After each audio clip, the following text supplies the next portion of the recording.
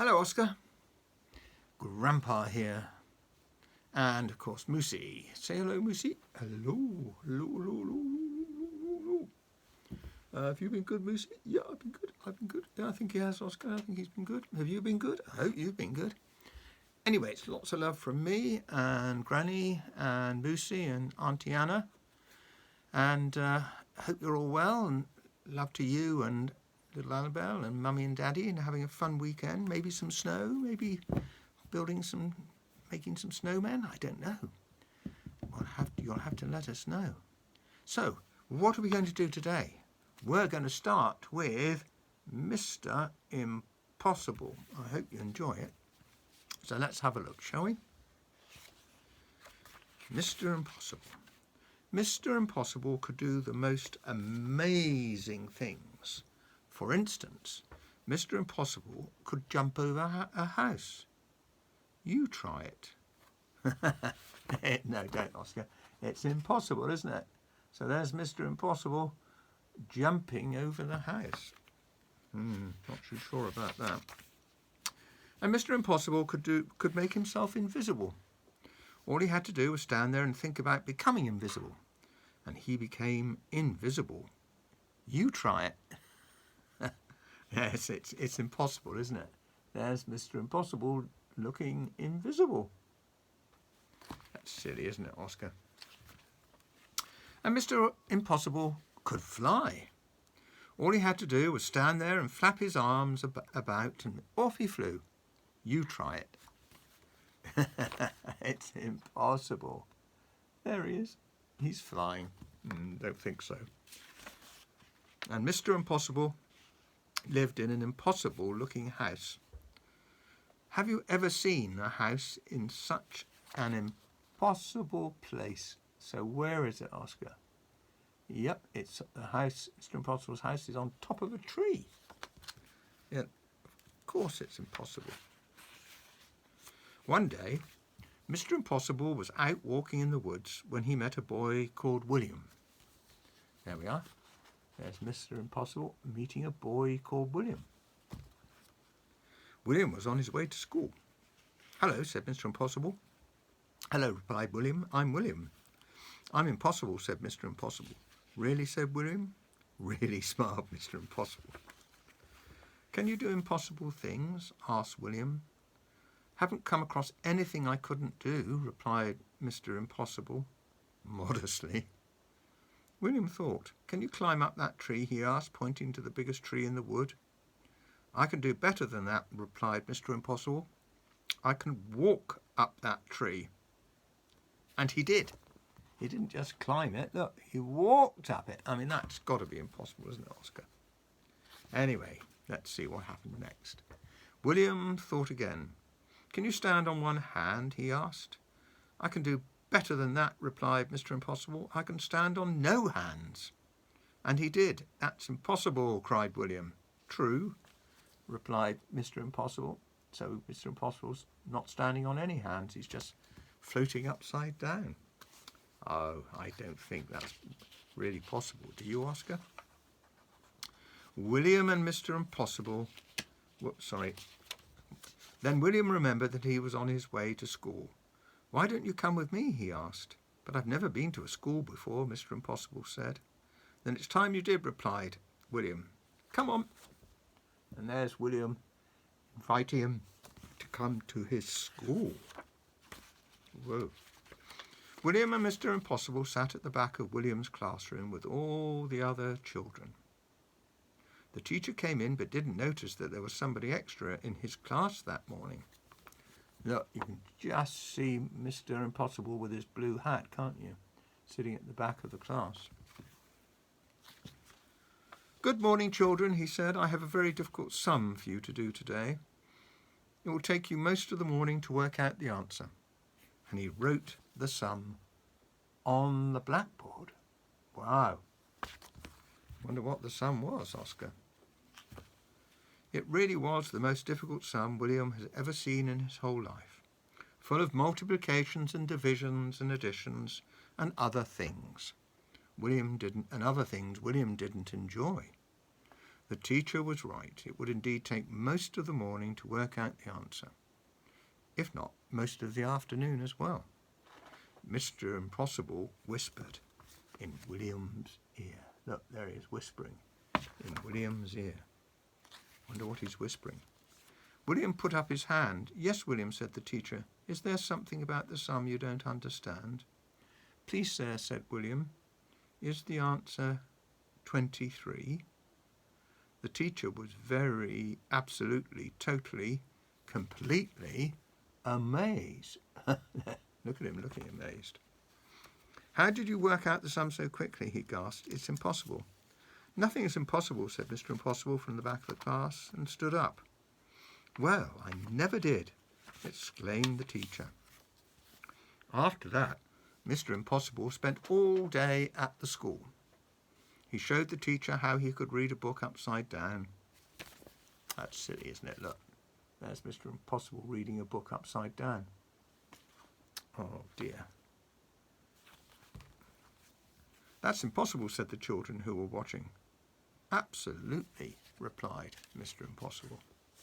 Then William asked Mr. Impossible if he would like to play in the school football match. Ooh, yes, please, replied Mr. Impossible. I've never played football before. And do you know what he did? He kicked the football so high into the air that when it came down, it had snow on it. He's kicking it so high. What an impossible thing to do. Then it was time to go home. Mr. Impossible said goodbye to all the people at the school and then said goodbye to William. Goodbye, Mr. Impossible, said William. Goodbye, William, said Mr. Impossible, and just disappeared. William rubbed his eyes and went home. Here he is, walking home, very happy. So what happened to Mr. Impossible? William's mother and father were waiting for him. Hello, William, they said. Did you have a good day at school? There they are, waiting for William. Did you have a good day at school? Yes, replied William, and I met somebody who can do anything in the world. Really, William, they both laughed. You're impossible. William smiled and went inside. And 100 miles away, a small figure was listening to what William's mother and father were saying, and he grinned an impossible grin, and then he went to sleep, standing on his head. And we all know that's impossible. That's a great story, isn't it, Oscar? Right, we're going to make a start on Mr. Jelly. Expect you like jelly, don't you? I do. Granny makes really good jellies. Poor Mr. Jelly was frightened of everything and anything. At the slightest little thing he would quiver and tremble and shake and turn to jelly. So it's not really surprising to find that Mr. Jelly lives as far away from anybody that he can find. In the middle of a wood, miles and miles from anywhere. And there's Mr. Jelly's house, in the middle of a wood. This story begins one morning when Mr. Jelly was asleep. It was a beautiful autumn morning. The sun was shining, the leaves on the trees had turned to a glorious red, and the wind stirred gently in the treetops. A single leaf fell gently from the tree right outside Mr. Jelly's house and quietly brushed against his bedroom window as it fell. Mr. Jelly awoke with a start. What's... There's Mr. Jelly, look, waking up. Oh, he's so scared. What's that terrible noise, he cried. Oh, heavens, the house is falling down. Oh, disaster, it's an earthquake. Oh, calamity, it's the end of the world. And he hid under the bedclothes, trembling with fright. After an hour, by which time he realised that his house wasn't falling down and there wasn't an earthquake and the world wasn't coming to an end, Mr. Jelly peeped out from under the bedclothes. Phew, he said, thank goodness for that. There he is, under the bedclothes, hiding. And he got up and went downstairs to make his breakfast. Mr. Jelly poured some cornflakes out of a packet onto a plate. Then he poured some milk onto the cornflakes, then he went to the cupboard to get some sugar. Snap, crackle, pop went the cornflakes in the milk. Oh, goodness gracious, cried Mr. Jelly, diving under the kitchen table. Oh, excuse me. Oh, dear, I hear guns. Oh, calamity, it's war. But, of course, it wasn't. was just the cornflakes. And of course Mr. Jelly eventually came out from under the table and ate up all his cornflakes. And there he is, hiding under the table. What a silly Billy he is. After breakfast, Mr. Jelly thought that he'd go for a walk. He was walking through the woods which surround his house when a worm poked his head out of the ground. "Morning," said the worm cheerfully to Mr. Jelly. There it is, look, there's Mr. Jelly just coming, and you can see the worm.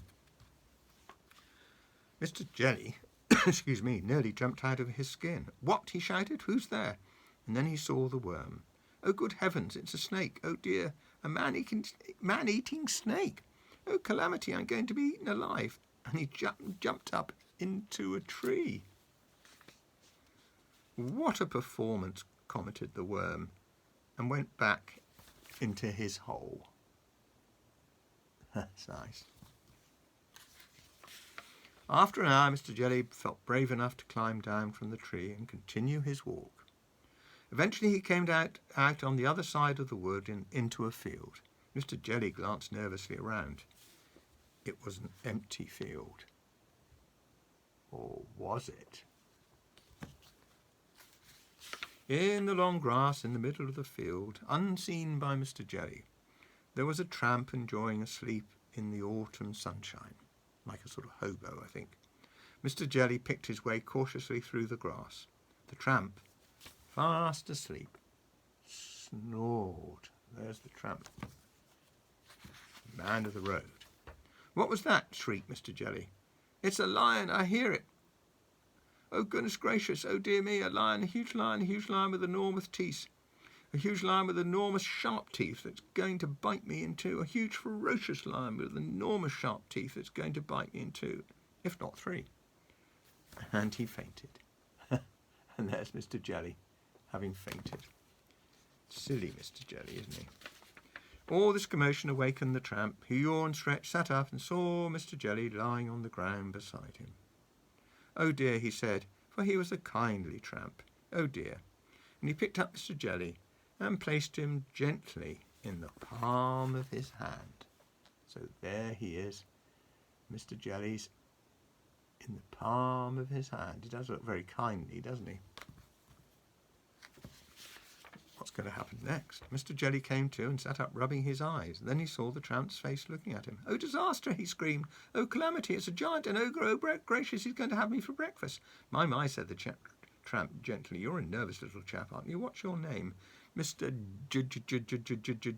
Jelly," stammered Mr. Jelly. And there he is there, look. Oh, he's looking so frightened, isn't he? "So, I used to be nervous like you," said the tramp, "but I learnt how not to be. Would you like me to tell you the secret?" Mr. Jelly quivered and shook and said, yes, please." "It's very simple," continued the tramp. "All you have to do is count up to 10 and you'll find that whatever's frightening you isn't quite so frightening after all." Then he set Mr. Jelly down on the grass. "Remember," he said to Mr. Jelly, "count to 10. And off he walked. There he is, look, walking off. He's got his bedroll on his back. And Mr. Jelly's waving him goodbye and smiling. Mr. Jelly thought it would be a very good idea if he went home immediately. Back across the field he went, back through the woods he went. He was walking through the woods when he stepped on a little twig. Snap went the twig. Mr. Jelly jumped twice his own height. In terror. Oh, poor Mr. Jelly. Poor Mr. Jelly.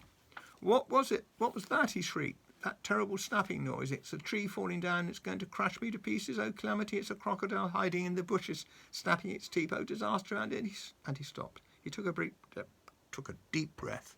So what's he going to do, Oscar? That's it. 1, 2, 3, 4, 5, 6, 7, 8, 9, 10, he added, and saw that what had gone snap was a twig, a silly old twig. "Phew," he said. Mr. Jelly had almost reached his house when a leaf drifted down from a tree on top of him. "Hello, police, murder," he screamed. "I'm going kidnapped. Oh, calamity. Ruffians with guns. They're going to..." Then he stopped. He took a deep breath. 1, 2, 3, 4, 5, 6, 7, and then he saw what had fallen on was only a leaf. Nothing but a leaf. A stupid red leaf. "It worked," he said out loud in wonderment. Look, he's very happy now. And you know, it did work after that moment. Mr. Jelly became a changed man. Okay, we're going to have to end it there, Oscar. I'll finish that off next time. Lots of love from Granny and me and Moosey, and to Mummy and Daddy and little Annabelle. Bye for now. Bye.